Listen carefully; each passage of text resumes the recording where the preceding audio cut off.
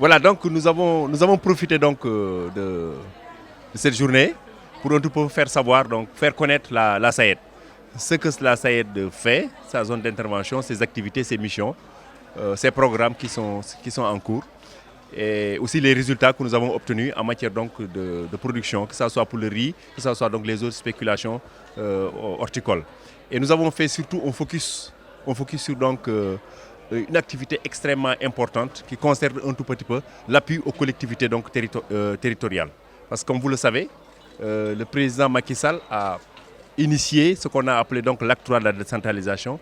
qui a consacré donc la communalisation intégrale et qui aujourd'hui met au devant la territorialisation des politiques publiques. Alors la SAED est aujourd'hui en train donc de s'adapter donc à cela. C'est pour ça que nous avons tenu à faire une présentation assez exhaustive de ce que nous sommes en train de faire et les changements que nous comptons effectivement réaliser pour accompagner donc ce processus-là.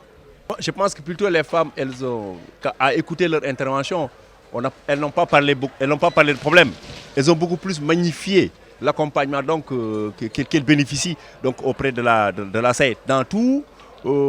les moyens donc de la chaîne de valeur, que ce soit donc sur la base productive, les aménagements hydrauliques,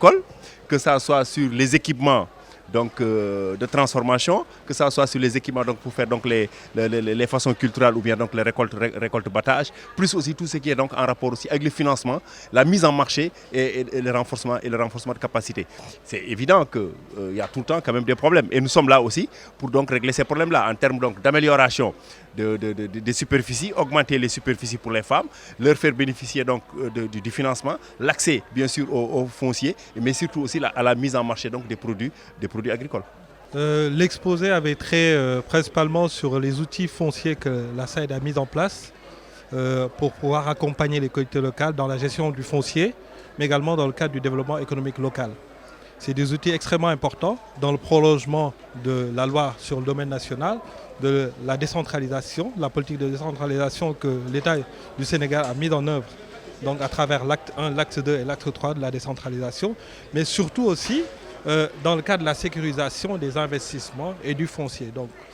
toute la politique que la SAED a mise en œuvre dans l'appui aux collectivités locales pour pouvoir rendre ces investissements durables, mais aussi assurer un développement durable. La SAED l'a compris depuis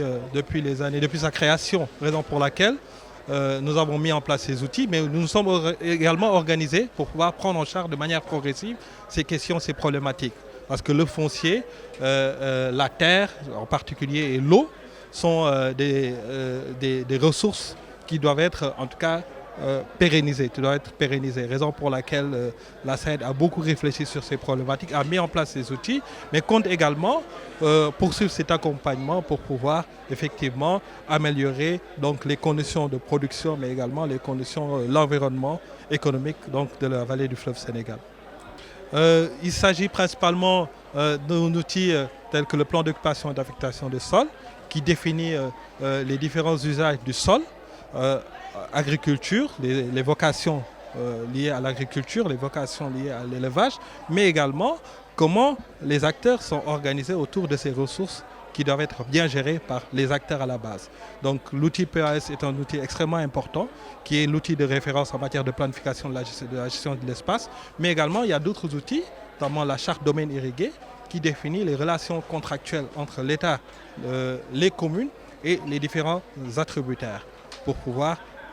assurer donc, la gestion durable de ces ressources-là. Mais également le système d'information foncière qui vient renforcer donc, tout cet arsenal d'outils et pouvoir permettre à la commune de disposer d'informations sur les différentes occupations donc, de ces sols-là.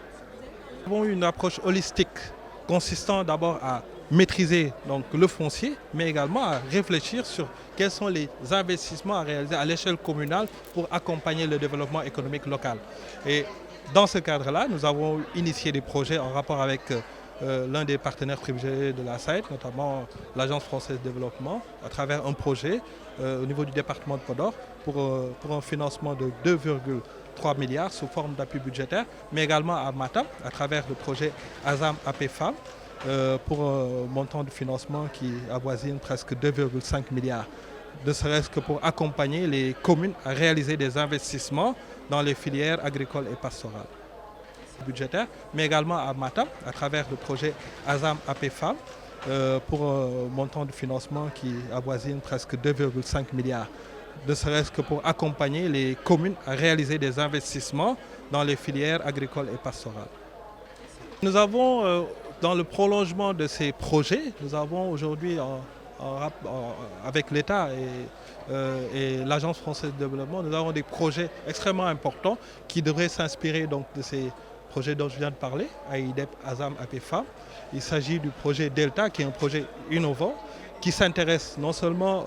à l'appui aux collectivités territoriales, mais également à la transition agroécologique. Donc il y a aujourd'hui des innovations majeures que la SAED est en train d'initier et qui vont changer carrément l'environnement économique de la vallée du fleuve Sénégal. Il s'agit d'un projet